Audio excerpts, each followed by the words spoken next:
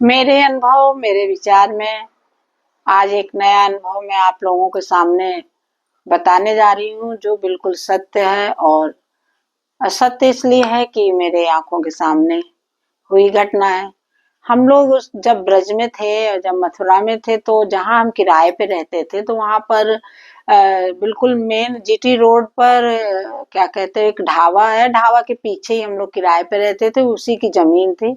वहाँ एक हिमाचल प्रदेश के ठाकुर जी और उनकी वाइफ वहाँ रहती थी, वो ढाबा चलाते थे और हम लोग वहीं पे रहते थे। और बहुत अच्छे थे क्योंकि वो हिमाचल प्रदेश के थे और जानते हैं उत्तराखंड हिमाचल प्रदेश पहाड़ी इलाके के लोग बहुत अच्छे होते हैं, दिल के भी अच्छे होते हैं, दिल के साफ होते हैं और ईमानदार होते हैं। क्योंकि मेरे अभी जीवन का अनुभव रहा है, मैं भी बहुत समय तक देहरादून में रही, हरिद्वार में रही, तो मैंने इसको देखा और मैंने महसूस किया। तो आज मैं आपको एक ऐसी घटना बताने जा रही हूँ कि जो गिरिराज जी की ऐसी कृपा हुई, जो उनके ऊपर भगवान ने कृपा की। और कृपा कैसे हुई वो आज आप हमसे सुनिए।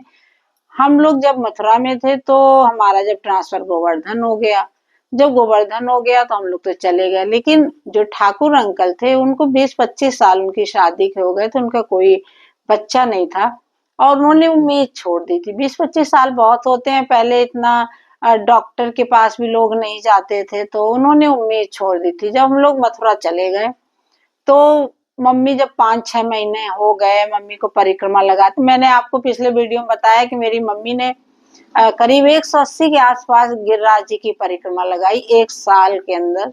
और ये सभी को पता है कि गिरिराज जी की परिक्रमा 21 किलोमीटर 22 किलोमीटर की है। तो जब मम्मी 5-6 महीने हम लोग गोवर्धन में थे तो एक दिन हम लोग मथुरा गए वहां घूमने। जन्मभूमि पे द्वारकाधीश जाने का बहुत मन करता था क्योंकि वहां के, हमने आप लोगों को एक वीडियो बना के बताया था कि हम लोग बहुत चटोरे थे छोटे पे, तो खाने पीने के चक्कर में भी बहुत जाते थे। तो वहां जब हम लोग गए तो आंटी से अंकल से मिलने गए और मम्मी ने एक बात आंटी से कही कि अब मुझे उनका नाम मतलब भूल गई हूँ, उनका नाम मुझे बहुत अच्छे से याद था लेकिन अब दिमाग से उतर गया है। मम्मी ने कहा कि आप गिरिराज जी आओ और गिरिराज जी की परिक्रमा लगाओ एक, और भगवान चाहेगा तो आपकी जो है इच्छा या आपकी मनोकामना पूरी हो जाएगी। मुझे बहुत अच्छे से याद है, आंटी ने कहा है कि दीदी ये उम्र हो गई है और मैं जानती हूँ थोड़ा भी चलती हूँ तो मेरे पैरों में दाने पड़ जाते हैं। क्योंकि बहुत गोरी थी, वो हिमाचल प्रदेश की थी, बहुत सुंदर थी।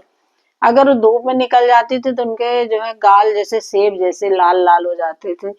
तो उन्होंने कहा, मम्मी बोली आओ मेरे साथ, मैं तुमको बहुत आराम से धीरे धीरे परिक्रमा लगवाऊंगी और गिरिराज जी से रो कर प्रार्थना करके परिक्रमा शुरू करना, भगवान चाहेगा तो तुम्हारी इच्छा पूरी हो जाएगी, तुम्हारी मनोकामना पूरी हो जाएगी। और उसके बाद उनके कहने पे जब हम लोग मथुरा चले आए तो कुछ दिनों के बाद आंटी आई और मम्मी, तो मैंने बताया कि मैं मम्मी सुबह आधी परिक्रमा लगाती थी आधी शाम को, और मम्मी का परिक्रमा लगाना डेली का उनका काम था। और मम्मी उनको लेके गई और बहुत आराम से वो धीरे धीरे चली। उनके मतलब ये तो था कि जैसे वो बोल रही थी उनको पैरों में तकलीफ हो रही थी, लेकिन बीच बीच में मम्मी बता रही थी, मैं तो नहीं गई थी तो मम्मी बीच बीच में बता रही थी कि मतलब उनके आंखों से बीच बीच में आंसू भी आ रहे थे। एक तो चलने में उनको प्रॉब्लम, फिर भगवान, उन्होंने दिल में एक इच्छा की कि मेरी शायद कोख हरी हो जाए, तो उन्होंने परिक्रमा लगाई और उन्होंने जो है 2 दिन में धीरे धीरे परिक्रमा लगाई। जब वो परिक्रमा पूरी लगा के आई तो उनके पैरों में वाकई छाले पड़ गए थे। और मेरी आदत थी कि मम्मी जब परिक्रमा लगा के आती थी तो मैं एक बाल्टी गर्म पानी करके और मैं उसमें नमक डाल देती थी और मम्मी का पैर खुद मैं धोती थी। और उसके बाद जो है मम्मी को आराम मिल जाता था, जो इतना पैदल चल के आती थी परिक्रमा करके। आंटी के इतना छाला भी पड़ गया था तो आंटी, क्योंकि आंटी ठाकुर थी और हम लोग ब्राह्मण, तो ब्राह्मण से कैसे पैर धुलाती। और लेकिन हमने बोला आंटी हम तो आपके बच्चे हैं, लेकिन वो नहीं मानी। तो मम्मी ने कहा आप पैर जो है पानी में डाल लो, अपने से ही आराम हो जाएगा। फिर उसके बाद उनके पैरों में उन्होंने धोया, पैर साफ हुआ। उसके बाद मैंने मेहंदी घोल के मेहंदी उनके पैरों में लगाई। तब तो पाउडर वाली मेहंदी भी नहीं मिलती थी, हरी पत्तों वाली मेहंदी को पीस के और उसके पैरों में लगाया। जिससे उनके पैरों को ठंडक मिले। और इसके बाद आंटी 1-2 दिन रही और उसके बाद आंटी मथुरा चली गई। फिर कुछ दिन बाद हम लोगों को खुशखबरी मिली कि मतलब वो जो है उनके जो है गर्भवती हैं। और उसके बाद फिर हम लोग वहाँ जब तक उनकी बेटी हुई थी, जब बेटी हुई थी तो हम लोग वहाँ थे नहीं, लेकिन बाद में पता चल गया था कि उनको बेटी हुई। हम लोग बहुत खुश हुए। किसी को अगर अपना मानो और अपना जैसा है तो उन किसी की भी खुशी में खुशी तो आदमी होती है। उसके बाद फिर पहले तो मथुरा सॉरी मोबाइल का फोन का तो इतना वो था नहीं कि उनसे किसी से हाल चाल लें, और कुछ दिन पत्र द्वारा हाल चाल जो है लिए लेते रहे। और पत्र लिखने में मैं आपको एक बहुत बताऊंगी कि मैं पत्र बहुत लिखती थी लोगों के, अपने नात मौसी बुआ फूफा सब जगह, मामा के यहाँ गांव में अपने। मैं पत्रों का लिखना अंतर्देशीय, और मैं बताऊंगी कैसे पत्र लिखती थी और क्या क्या लिखती थी, ये भी मैं एक दिन अनुभव जरूर आपको बताऊंगी। तो उसके बाद फिर पत्रों का सिलसिला, फिर ट्रांसफर हमारा हो गया, फिर बंद हो गया। और उसके बाद हम लोग जो है इधर उधर कई साल बीत गए। मेरी भी शादी हो गई, शादी तो खैर वहीं हो गई थी। उसके बाद जो है काफी साल बीत गया। अभी हमको लगता है फिर अंकल और आंटी से हमारा कोई बातचीत या नहीं हुआ। वो भी लोग वहां छोड़ के हिमाचल चले गए थे। कि उसके बाद जो है हम लोग इधर 4-5 साल पहले करीब जो है गए, और उस जगह गए जहाँ हम लोग रहते, तो वहां का तो नजारा ही बदल चुका था। वहीं अपनी जगह रहते थे, नहीं मिल रहा था, मतलब इतना बस्ती हो गई थी कि क्या बताएं आपको। फिर एक जान पहचान के थे, उनका घर बड़ी मुश्किल से लोगों से पूछा, ढूंढ ढांड के उनके यहाँ गए, तो उनके यहाँ से एक नंबर मिला जो उनके शायद अंकल के भाई का था। फिर वो नंबर लिया, तो वो शायद संडे अंडे को घर में रहते थे, तो बोले संडे को आप फोन करेंगी दोपहर को तो आपसे बात करा देंगे।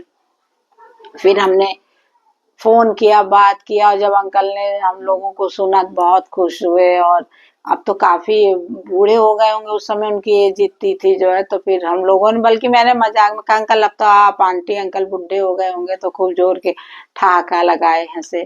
फिर मैंने पूछा अंकल बेटी कहाँ है, तो बोली बेटी की शादी हो गई, उसके 2 बच्चे हो गए, और हिमाचल प्रदेश में शिमला में उसकी शादी की है, और आती जाती रहती है। हम बुढ़ा बुढ़िया अपना अकेले हैं। फिर मतलब उनसे हाल चाल लिए। फिर बाद में वो भी नंबर, अब हमसे इधर उधर, फोन मेरा खराब हो गया था, नंबर वो भी इधर उधर हो गया। तो ये आपको मुझे घटना याद आई कि गिरिराज जी की कितनी बड़ी महिमा है कि आप मन से अगर प्रार्थना करेंगे, कुछ मांगेंगे, तो जरूर आपकी मुराद पूरी होगी। और गिरिराज जी की महिमा को मैं क्या बताऊँ, गिरिराज जी ब्रज की महिमा का तो मैं कुछ बता ही नहीं सकती हूँ। और बहुत बस ये है कि मैंने महसूस बहुत किया है। और इसके बाद फिर मुझे ऐसी कोई घटना याद आएगी तो मैं जरूर बताऊंगी आपको। कभी कभी सोचती तो बहुत हूँ लेकिन फिर भूल जाती हूँ, और जब लेके बैठती हूँ कि कौन सी घटना बताऊं तो दिमाग में थोड़ा याद कम रहता है। लेकिन जैसे फिर कोई घटना मुझे याद आएगी आप लोगों के पास फिर शेयर करूंगी। जय सिया राम, राधे राधे।